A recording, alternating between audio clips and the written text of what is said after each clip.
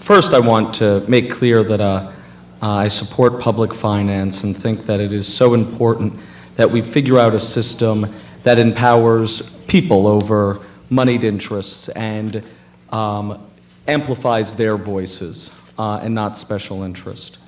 I do think there are some highlights that I would like to talk to both of you about the city system and how it works and how possibly, if we were to adopt a system on the state level, we could possibly improve it, or to see what certain investigative powers, audit powers that you have that could either be strengthened or could be modified so that the system works more perfectly.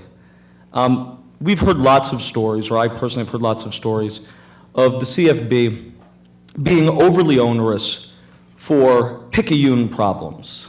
Somebody spends a little bit too much than they should have for a ream of paper or a set of staples. Somebody takes a contribution that they should not have taken, and they feel as if that they've gotten an audit where they are fined, where they are constantly trying to get out from under an audit that lasts for years.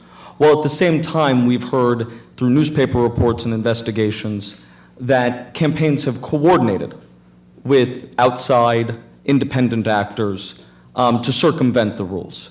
And so my first question is, how would it, as two people who help run the CFB, would we make sure that we are not overly onerous on the very minute violations?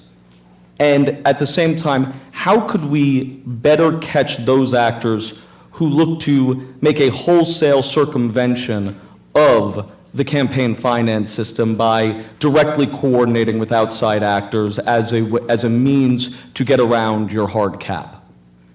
Let me start with the general response, and I'll let Amy deal with some of the specifics. There's obviously a balance to be reached here. We're dealing with public funds, and we want to be very careful in order to maintain, as we have in New York City, continued public support for this system. We need to be very careful that the money is being appropriately spent. And so we take that task very, very seriously.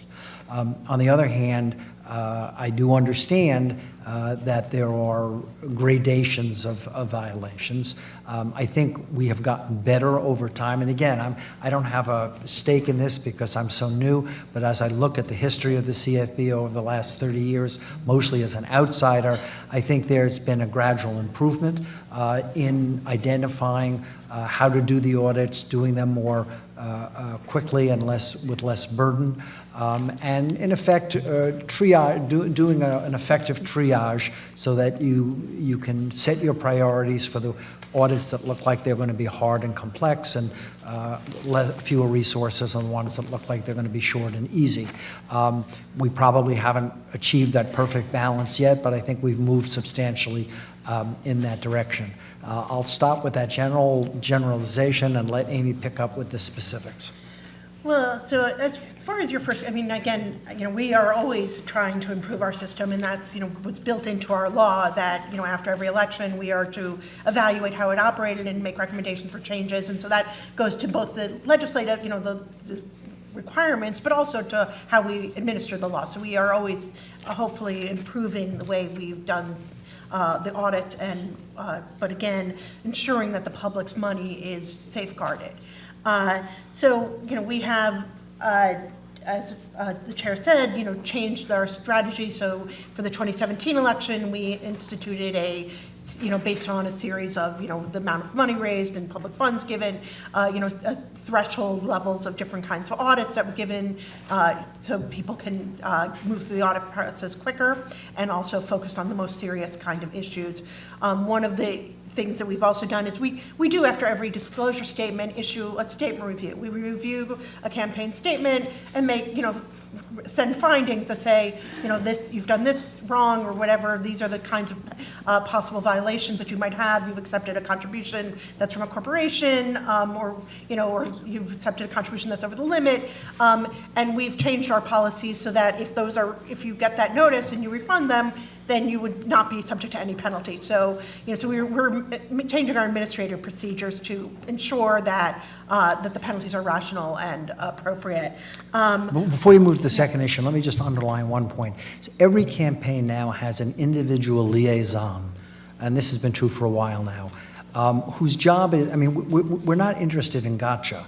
I mean, our job is to help candidates follow the rules, which are admittedly complex because it's a complex system. And I would urge any system that you create to do something similar so that every candidate has his own liaison who he or she can call, fax, email, and get advice. Am I doing this right? How do I handle this? You told me that this disclosure report was incomplete. What am I missing? And get these things worked out as you go along on a fairly quick basis. And we do that every single day. Yes, and so I mean that, again, we also give extensive training and have a handbook, and our audit staff and our candidate guidance staff are available to answer questions from the candidates to help them comply. Because again, our goal is to have people comply.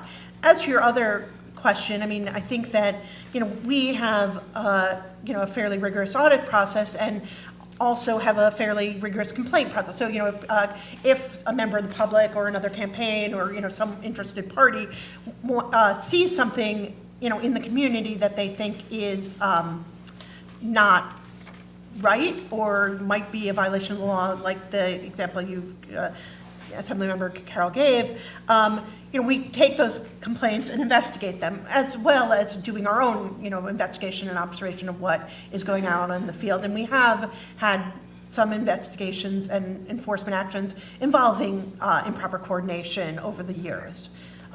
Again, improper coordination is one of the, it's a hard to. Well, it's very hard, well, and that is my point. It is very hard to prove. It is much easier to prove that somebody took an improper donation. It is much easier to prove that somebody made an improper, spent more than the campaign limit for the specific campaign. It is much harder to prove a coordination by two parties who are saying they're not coordinating.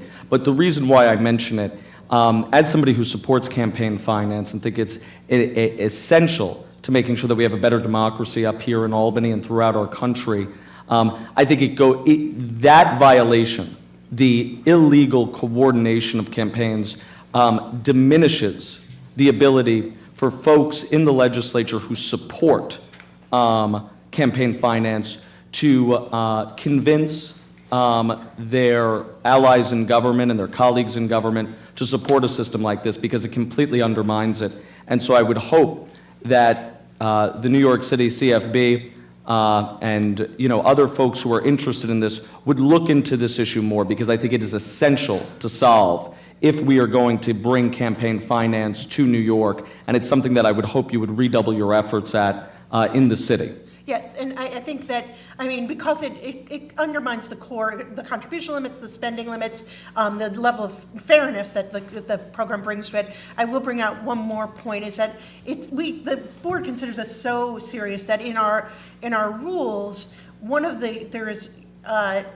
have a rule that says that if you violate certain tenets of the program, you are not only not eligible to get any additional public funds, but you would have to return all the public funds that you had received, and coordination is topmost in, improper coordination is topmost in a reason why you might have to return all of the public funds that you had received if that was demonstrated. And let me quickly, because I understand we are pressed for time, just mention two other things that are of the utmost importance, I think, to getting a public finance system brought to the state level.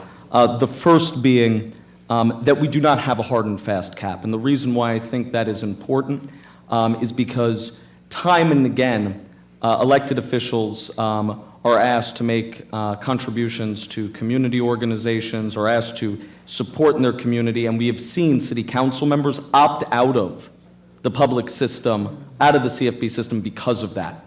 And what that does is, of course, diminish the system further. When folks who are already elected to office decide to opt out when they run again. And so I think that's a very important thing that needs to be figured out on the city level, but also needs to be figured out here on the state level. And finally, my colleague, Senator Kavanaugh, mentioned this, but to make sure that we have real limits on giving public funds to candidates who have nominal opposition. I've been elected twice.